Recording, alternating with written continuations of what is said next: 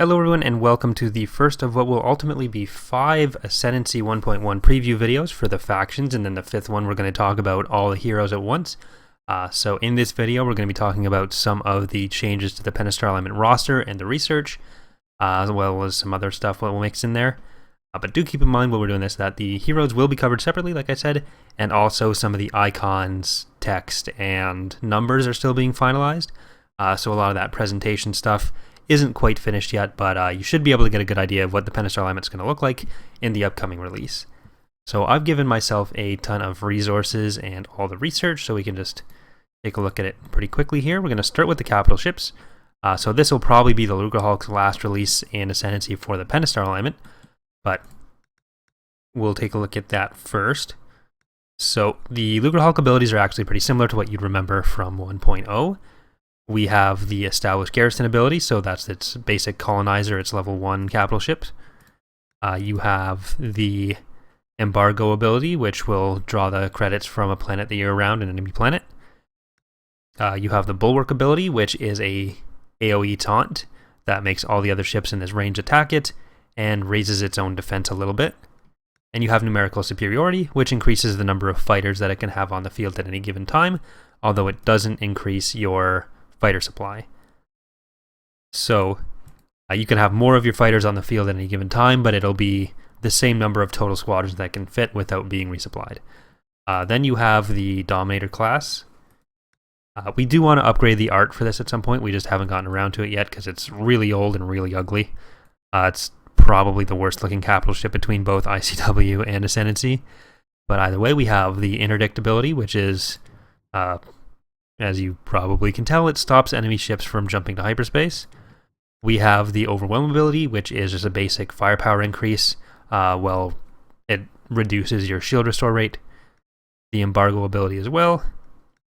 And Communication Jammers. So this affects it's basically a support capital ship. It reduces the enemy combat effectiveness with Communication Jammers, stops them from jumping away. So you're probably going to have 1 or 2 of these in your fleet, but never really relying on it. We're probably going to be changing Embargo for something else, or once Lucrehulk gets removed, we'll leave Embargo there. I think the Secular might have it as well right now. No. Okay. So yeah, we're gonna be swapping it out on the Dominator for this release, most likely. We have the Praetor, which has the Bulwark ability as well, same as the Lucrehulk. It draws in the damage to itself. We have the EMP Burst, which in a pretty large area of effect here, it'll shut down enemy ships. We still got to get a particle done for that. So you can see there, ability disabled, construction disabled, structure work disabled, sublight engines disabled. It's an EMP Burst. It's very short duration, but it's pretty effective because of its pretty significant area of effect there. Then you have Imposing Presence, which reduces the effectiveness of enemy ships just by being around them. And you have Ion Blast, which is sort of like a targeted AoE, a targeted EMP burst, because the Praetor had pretty powerful ion cannons. So then you have the Secular, which is their main dedicated carrier. So you have the numerical superiority ability. You have Fighter Sweep, which improves the effectiveness of all the linked fighters to it. Right now it says the Endurance, but the Endurance has that as well, but it's the Secular in this case, obviously. So increases the physical damage and also makes them much faster. For 10 seconds there on level 1, and then that scales up with levels. Then you have Tractor Beam, which is a tractor beam. Grabs the ship, stops them from moving, and you also have Established Garrison. This may or may not get switched out for something. We kind of like the idea of the Pentastar alignment having a carrier that can deploy more garrisons later games, so you're not always relying on just Lucrehulks, but we'll likely switch that out. And of course, the ISD-2. We have Tractor Beam, Repair Droids. So because the Pentastar alignment had ties to, I forget the company name, Dynamic Automata under Altabesk, there are some repair droid abilities available to them, this being one of them. I think the Bellator also has it, but we'll get to that soon. So repair droids, this is different from the ISD-2 on the Remnant. It can repair itself over the course of a battle. We have Corporate Takeover, which is their boarding ability, so the Pentastar element can board enemy ships. And we have Overwhelm, which is again just a boost to firepower and a reduction to shield regen. So let's grab the Bellator out here next. Where are you? This is what I'm looking for. Nope, where's that?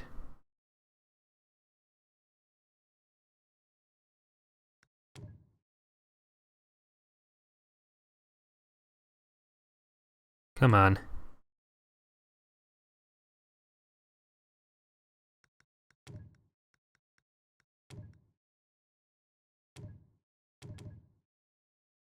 Oh, did I pause it? Yeah, I paused it. I'm an idiot. So now we got... Yeah. We only needed one of those. Anyways. Let's build a Bellator. It's going to pop up in this one. So for the Bellator, as you can see, it's got the new model and skin that were in ICW. Much better than the old Ascendancy one. But you can get the transfer reactor ability still, which makes it a bit faster. It's basically a toggled power to engines. So you can maneuver around the map a lot faster, but then you'll have to switch back when you want to actually get into a battle. Or you can chase ships down, but you're going to be putting out a little bit less firepower. The next one, Micro Jump, which does what it says. Micro Jump. We're probably going to change it so you have to face the direction of your target there. Looks like is that the shadow casting on there? Yeah. You also have Barrier Shield, which this vessel activates a powerful barrier shield, decreasing damage taken from its frontal arc. So anything, it's going to want to be facing its targets, and then if it takes damage in this direction, it will take less damage. And then we also have the second Repair Droid's ability here, so it's the same idea as the ISD-2. This sort of allows it to compete with some of the larger SSDs.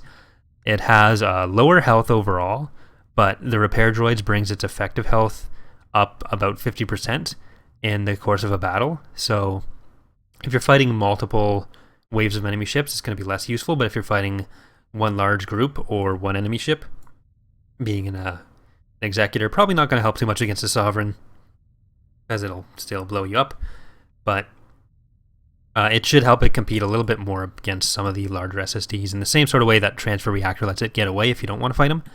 But that's basically what's going on there. So let's take a look next at the frigates. So one of the bigger changes here for the Pentastar element is that we're swapping out the Gladiator as their starting frigate for the Architens. We're sort of pushing that into more of a role that the Nebulon B and the Carrack have, and the Ferraro for the Empire of the Hand, formerly known as the Carrier class. So there's going to be a lot of buffs to the Architens to put it into that role, but we're going to be giving it its actual turbo lasers, so it had a much more diverse armament in Legends. We were using, or in canon, we were using it as an anti-fighter ship purely, which doesn't really make that much sense. So for that role, we pushed the Gladiator into a research ship, closer to like the MC-40A, and the Architens is now a starting frigate, and their new anti-fighter frigate is the Raider Corvette. We have here. So you get the Raider. It just adds to the roster, so they're not actually losing a ship. It just makes it so that you have to go a little bit into their tech tree to get the Gladiator. So it sort of weakens their early game a little bit, but the Pentastar element was so easy to expand in the early game. We didn't want to take too much of their late game power away because there's some other balance changes that are going along with that. But it should make it so that they don't have one of their better frigates to start off with when the other factions are working with some fairly weak ships. But that's most of that. We have Magnificent, all this stuff. So we've got the Veterancy ability in right now. This is something that we're still working on some bug fixes for, because the game doesn't really love having that many buffs active at once. So we're still playing with how we're going to do the Veterancy. But basically the way it works is, if your ship, we're mostly sticking it to cruisers, is involved in killing an enemy ship, there's a chance that it will gain a permanent buff. So say all these guys were taking out a enemy ISD, there's a chance that 5 of them will get a permanent bonus to its damage, and you can get up to a 50% damage reduction and 100% firepower boost at maximum stacks. So the more you train up your cruisers, the better they're going to be in combat, and it gives a bit more of a bonus to keeping your ships alive as opposed to just getting them killed off and rebuilding and killed off and rebuilding. So the Precursor also has some new art, sort of in the style of the Bellator. It's got some wonkiness to its bump map a little bit still, and we want to redo the light map, but it looks a lot better now than it did in the last release. So all these cruisers will have the Veterancy ability. The Gladiator doesn't because it's still classified as a smaller frigate. But yeah, so that's most of that. I guess the other thing to look at for them now, we will take a look at their Starbase. So this is based off of Naval Station Valaduja from Fractal Sponge designed it, and it was in the Essential Guide to Warfare. It's more it's sort of support oriented more so than the Cardan for the Imperial Remnant or the Otto for the Empire of the Hand. But it does have some pretty good defensive and offensive capabilities. Gonna get it built here. And come on, little Sentinel.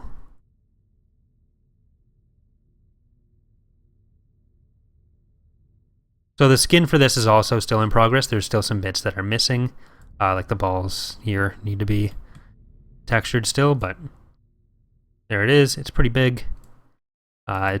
Still playing with the scale a bit. We might make it a little bit bigger, but we were trying to go for these arms here being about the length of the Bellator. Because if you look at the source picture that it's in, it basically was that length. So for this, you have a structural integrity upgrade, hangar capacity, rejuvenate, which is basically, it makes it a huge resupply and repair platform. Sort of similar to the little, here, where are they? Similar to these guys, the refueling stations, which are sort of the same style, visual style as the Valaduja, because they were kind of based off the Valaduja. But we also have, gonna make it so they don't want to spin as much. You can get trade facilities on here, assault systems, and you can also do ship construction at these using these arms. So we got dry dock arms. Right, so that's basically it for their ship roster and their Starbase. Again, we're still working on a lot of the iconography and finishing up some of the numbers, but that's more or less what everything's gonna be like in there. We do have some trade ships coming out from it now. For whatever reason, they are using the... Oh, they weren't changed from using the TEC one. But that's going to change too. Oh, and we also added some little particle effects of trade ships going between the trade port and the planet, just for some added visual flavor, I guess. So those aren't actually doing anything, they're just there for visual effect. But we'll take a look at the tech trees now. Oh, we've seen everything in the galaxy. I guess the New Republic's probably going to come soon. But, so we'll start out with the military. There's been about 20 to 30 techs added for them in this release. We're probably going to work on adding 5 to 10 more, or we're trying to get every faction to 100 before the release, and then as we go through the next few releases, we'll be filtering in some more as we get a better idea from people of where each faction's lacking, and that's sort of what we were doing from 1.0 to 1.1. But it's about a 30% increase over the last version for each faction right now. So you can see we got the Gladiator tech in here. Right now, these ones without the icons in this tech tree are the 3 heroes. We have Eltabesk, Ibdakit, and Artis Kane. But we'll have a full video on the heroes again, so don't worry about those guys just yet. Let's just pause here. then there. I'm just going to point out some of the, I guess, more interesting ones for the faction, or the ones that make the faction a bit more unique, because it's not really worth pointing out or reading every single one. So for Swarm here, I can't remember if this was in the previous release, but we're giving every faction a bonus when they come out of hyperspace. So for the Pentastar alignment, it's the Swarm ability for 60 seconds after entering a system. Fighters can instantly deploy, so it saves some setup time for them because they're so fighter focused. We've got the supply chains ability for them. The first level of this, it allows them to regenerate antimatter or fighter supply without needing a fleet tender or a resupply station, fairly slowly, but still lets them get it back as long as they're within their own culture. And then the next levels of that work outside your culture and speed it up a little. So it's not going to be anywhere near as fast as actually using fleet tenders or using the supply stations, but it does let you slowly regenerate without, or slowly regenerate when you're out doing other stuff with smaller groups. And it helps them keep the fighters that they're supposed to be relying on. Let's see. Where next? A lot of the rest of this is pretty self-explanatory when you see it. Hostile takeover. As the alignment sieges a planet, credits are taken from local reserves. That was in the last release. We're going to be changing how the corporate headquarters works. It's not really used very heavily, and a lot of people just end up ignoring it, or if we made it strong enough to be worth it, then it's kind of necessary for them, and the Pentastar alignment would be relying on it too much. The other thing I wanted to show, though, we do have the upkeep costs. So ships, instead of just being a flat cost for each level of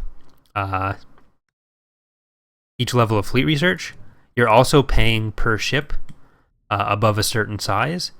So one of the things you can do from your frigate shipyard is mothball your ships. So that'll deactivate it, but it'll also stop it from costing you any credits. So right now I can't do anything with this Lucre Hulk, but